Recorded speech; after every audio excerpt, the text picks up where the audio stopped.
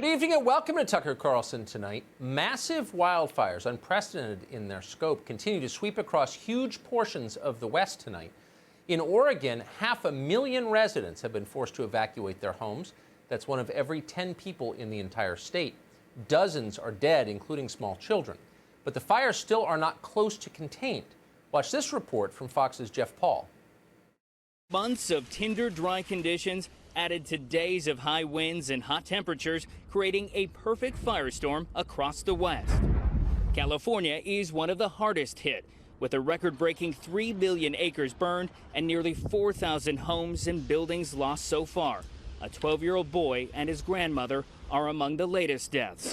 The flames are spreading so fast, it really doesn't give people much time to get out. The fire's also taking a toll in Washington state, where more than 100 homes are gone, and a 1-year-old boy died as his family tried to flee the flames. And in Oregon, more than 35 fires are burning, with at least 5 small towns destroyed. Resources across the West are stretched thin. It is awful, and it continues as we speak right now. Walls of flame consuming everything in their path. Homes, thousands and thousands, untold numbers of animals, and of course, as we said, human beings too. It is tragedy on a massive scale. When something this terrible happens, decent people pause. They put their own interests aside for a moment. They consider how they can help. We've seen that kind of selflessness before in this country. This is, remember, the anniversary of 9/11. But there are others for whom altruism is an unknown concept. Self-interest is all they know. These people do not pause. They never do. They relentlessly press forward for any advantage under any circumstances. They see human suffering as a means to increase their personal power. These are the people who turn funerals into political rallies and feel no shame for doing it. As Americans burned to death, people like this swung into action immediately. They went on television with a partisan talking point. Climate change, they said, caused these fires. They didn't explain how exactly that happened. How did climate change do that? They didn't tell us, but they just kept saying it. In the hands of Democratic politicians, climate change is like systemic racism in the sky. You can't see it, but rest assured it's everywhere, and it's deadly. And like systemic racism, it is your fault. The American middle class did it. They caused climate change. They ate too many hamburgers. They drove too many SUVs. They had too many children. A lot of them wear T-shirts to work and didn't finish college, and that causes climate change too. And worst of all, some of them may vote for Donald Trump in November. And if there's anything that absolutely, definitively causes climate change, and literally over 100% of scientists agree with this established fact, it is voting for Donald Trump. You might as well start a tire fire in your yard. Joe Biden has checked the science, and he agrees with this. Yesterday, the people on Biden's staff who understand the internet tweeted out an image of the wildfires along with this message, quote, "Climate change is already here, and we're witnessing its devastating effects every single day. We have to get President Trump out of the White House," end quote. So once again, by voting for Donald Trump, you are causing climate change, which causes devastating fires. You, by your vote, have made hundreds of thousands of Oregonians homeless tonight. You've murdered people. Joe Biden's closest friend in the world, a prominent kite surfer on Martha's Vineyard called Barack Obama, echoed that message with his trademark restraint. Obama declared that your life depends on voting for Joe Biden. Now, hold on a minute, you might ask. Doesn't this very same Barack Obama own a $12 million spread right on the ocean in Massachusetts? At a time when sea levels are rising so fast we're about to see killer whales in the Rockies. Well, that doesn't make sense. It doesn't seem like Barack Obama could be very concerned about climate change. And by the way, didn't Obama go to law school? When did he become a scientist? Those seem like reasonable questions. On the other hand, lawyers pretending to be scientists are now everywhere in the Democratic Party. Here, for example, is the governor of Washington State, Jay Inslee. Inslee's a proud graduate of Willamette University Law School. He's explaining that he's already figured out the cause of the fires. Watch. And these are conditions that are exacerbated by the changing climate that we are suffering. And I do not believe that we should surrender these subdivisions or these houses to climate change exacerbated fires. We should fight the cause of these fires. So I mismanaged my state. Now it's on fire. You're required to give me more power. Right. You see how that works. But as a factual matter, this is a crock. There is not a single scientist on Earth who knows whether or by how much these fires may have been, quote, exacerbated by warmer temperatures caused by climate change.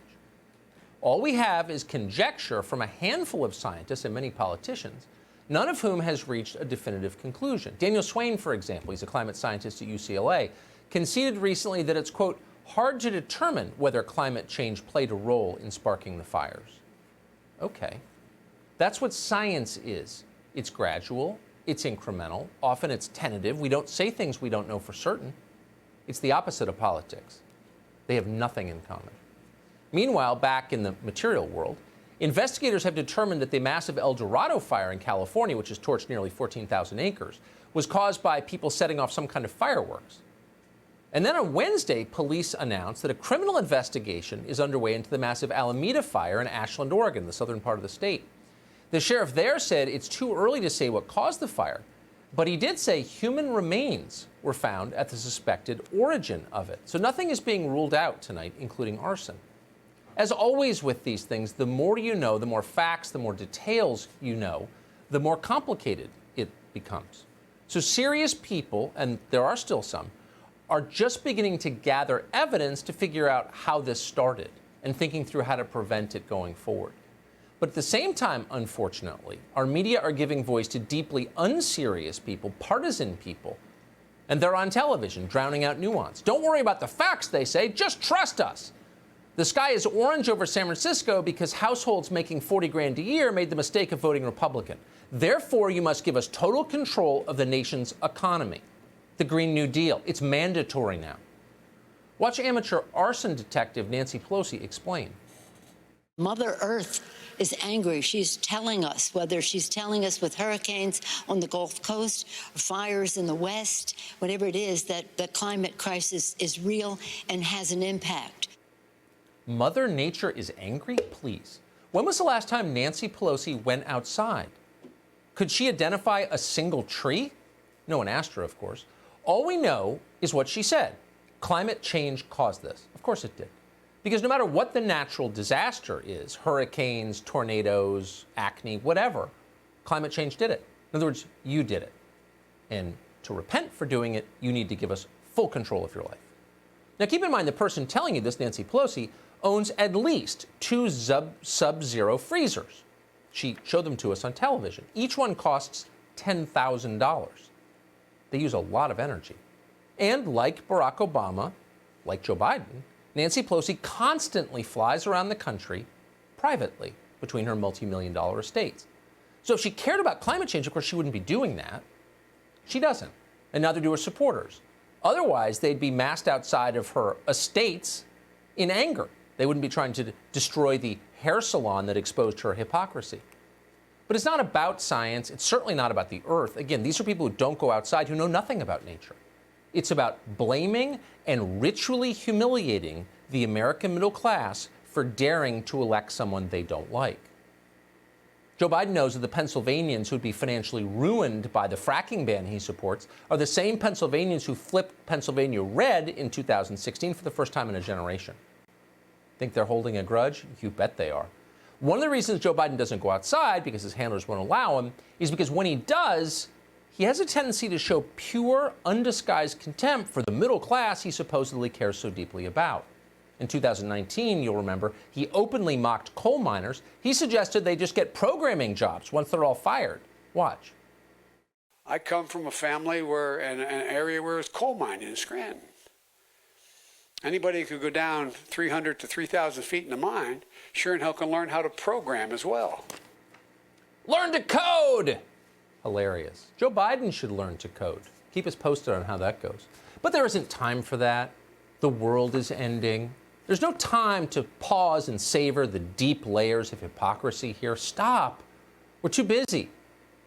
We're measuring our lives in minutes now. Last summer, Sandy Cortez did the math on all of this. She's good at math. And she calculated we only have 12 years left to live. The world is going to end in 12 years if we don't address climate change. Like, this is the war. This is our World War II. Man, that sounds bad. And we're sorry to wreck your night on a Friday, but actually it's worse than that. Much worse than that. Consider this. Just 4 months after she gave us that warning, Sandy Cortez tweeted that we only have 10 years to cut carbon emissions in half. So think about that. We lost 2 years in just 4 months. At that rate, we could literally all be dead unless Joe Biden wins in November, which is, of course, what they're saying underneath it all. On Tuesday, California Governor Gavin Newsom pretty much said it out loud. Newsom has abandoned science completely. He did it long ago. Science is too stringent for Gavin Newsom, too Western, too patriarchal. Newsom is now a man of faith. He's decided that climate change caused all of this, and that's final. He's not listening to any other arguments. Watch. I have no patience, and I say this lovingly, not as an ideologue, but as someone who prides himself on being open to argument, interested in evidence, but I quite literally have no patience for climate change deniers. It simply follows completely inconsistent, that point of view, with the reality on the ground.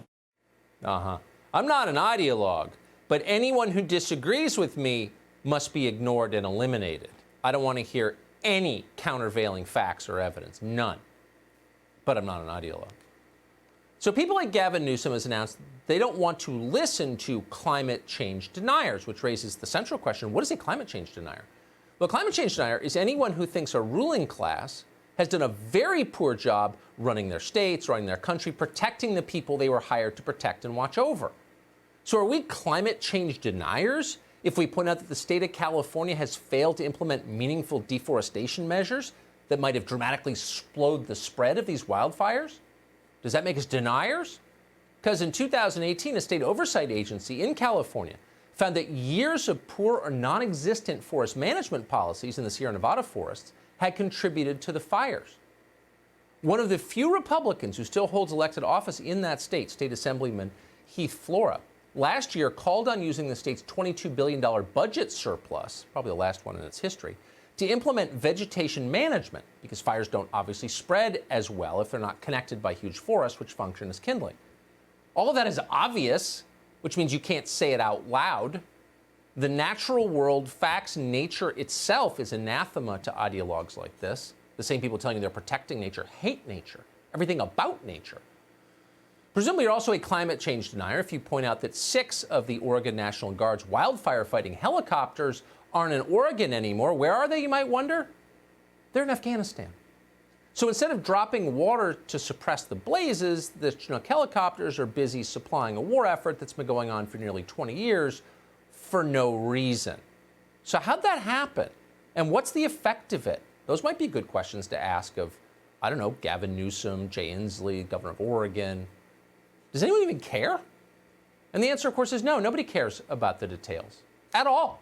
They don't care about the lives of the people they govern. They don't care about facts. They don't care about science. It was just last week that the mayor of Los Angeles, Eric Garcetti, admitted on the record that LA has become completely third world, which it has, unfortunately.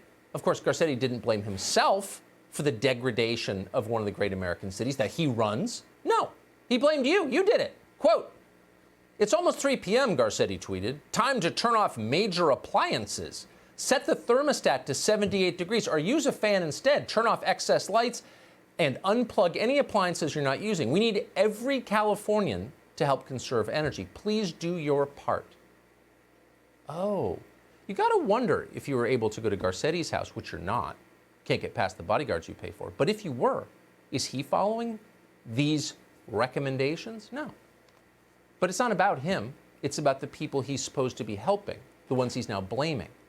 He wants them to suffer to fix a problem that he and his fellow Democrats in California created. Even now, as residents are facing sweeping power outages in addition to the wildfires. In the meantime, Gavin Newsom has vowed that 50% of the energy in California, 50% of their grid, will be based on, quote, renewable sources within a decade. That means sources like wind and solar power. The truth is, you can't dial up wind or solar in moments of extreme demand. Moments like right now, during the heat wave sweeping California.